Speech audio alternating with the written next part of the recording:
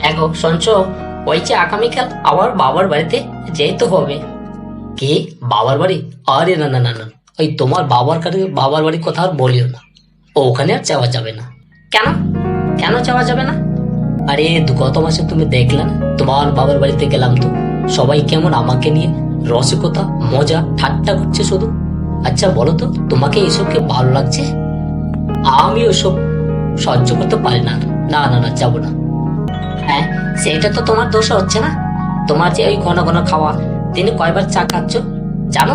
আর তোমার ওই যে কাজের ফরমাস, কে না বিরক্ত হবে বলো?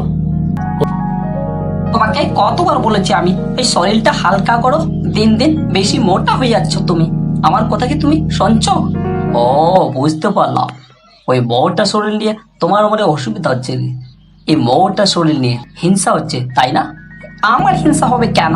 শরীরে এই মোটা শরীর নিয়ে শরীরে খরচা বাড়ছে না, দেখছো না কত খাবার খাচ্ছ তুমি?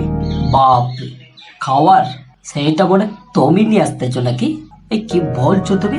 এই কাছে খেয়ে নাও না, ওইতে তোমার বাবার যত সম্পত্তি পেয়েছো না, সব খেয়ে নাও, আমার কি? আরে লক্ষ্মী কেন্নি, তুমি বলছো আমি মোটা হয়ে যাচ্ছি, কিন্তু আমিও তো চেষ্টা করছি মোটা কমানোর। না খেলে তো আবার পেটের সমস্যা হচ্ছে, কি করবো বলো? এইবার তো আমার বাড়িতে আমি যাবই। আর হ্যাঁ শোনো, আরো বলছি, এইবার না ওই মাসখানেকের ওপরে সময় লাগবে। ওরে মহারানী কেন্দ্রে, তুমি কি বক লেগেছো নাকি গো? 1 মাসের উপরে সময় লাগবে মানে? বাড়িতে কত কাজ আছে। তুমি কি ভাবছো আমি কি তোমার যাওয়ার ব্যাপার নিয়ে কথা ভাবছি? না, আমি যাবো নিজে, তুমি বাড়িতে থাকবে। আমি বাড়িতে থাকবো মানে? তাহলে আমার ওই রান্না বান্নার কাজ কে করে দেবে? কেমন করে খাবো আমি? ওইসব নিয়ে তোমাকে চিন্তা করতে হবে না। আমি একজন ওই ভালো লোক ঠিক করে রেখেছি, সে আগামীকাল আসবে, তোমাকে তোমার যত কাজ আছে সব করে দিবে।